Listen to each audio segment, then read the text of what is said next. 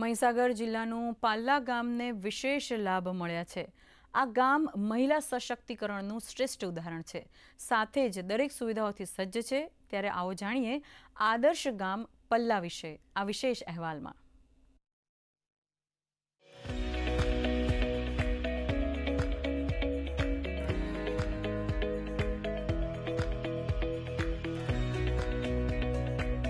અમારું પાલ્લા ગામ પ્રગતિશીલ બન્યું છે એ મોદી સરકારના કારણે જ બન્યું છે।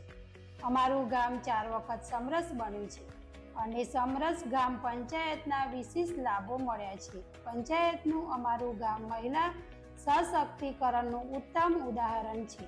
ગામના મુખ્ય રસ્તાઓ સહિત રહેઠાણ વિસ્તારમાં LED લાઇટની સુવિધા છે।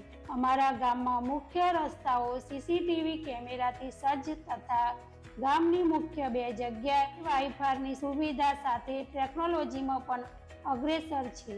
અમારું ગામમાં ઉજ્જવલ યોજના અને ગોબરધન યોજનાઓમાં લાભાર્થીઓની સાથે મળીને ગામને સ્મોક ફ્રી ગામ બનાવ્યું છે। અમારું ગામ ખુલ્લામાં શૌચમુક્ત તેમજ ODF પ્લસ મોડેલ ગામ છે।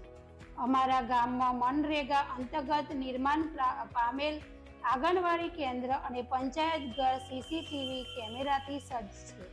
ગામના બાળકો માટે આંગણવાડી કેન્દ્રોને ફ્રીજ, ટીવી, મ્યુઝિક સિસ્ટમ જેવી વિશેષ સુવિધાઓથી આધુનિક બનાવી છે। ગામના ખેડૂતો જરૂરિયાત મુજબ ખેતીવાડી તેમજ પશુપાલન વિભાગની અનેક યોજનાઓમાં લાભ મેળવી આર્થિક સમૃદ્ધ થવાની દિશા આગળ વધ્યા છે। અદ્યોદત અન્ન યોજના લાભાર્થીઓને પણ નિયમિત લાભ મેળવી રહે છે। મોદી સરકારમાં અમારી ગામ પંચાયતના પરિવર્તનની લહેર લાવી છે।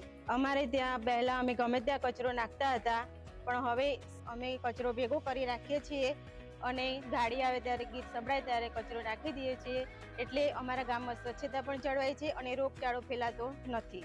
મોદી સરકારે જે આ સ્વચ્છ ભારત મિશન શરૂ કર્યું એ માટે એમનો આભાર। ચોમાસાના પાણી આવે ને એટલે આખા ઘરમાં પેસી જતા, ત્યાર પછી મને આ યોજનાનો લાભ મળ્યો। મેં ફોર્મ ભર્યું એટલે મારું મકાન પાસ થઈ ગયા આવાસ યોજનાના। વાઈફાઈ યોજનાથી પણ અમારું ગામ સજ્જ છે તથા પાણીની સુવિધા ઘેર સુધી મળી રહે છે।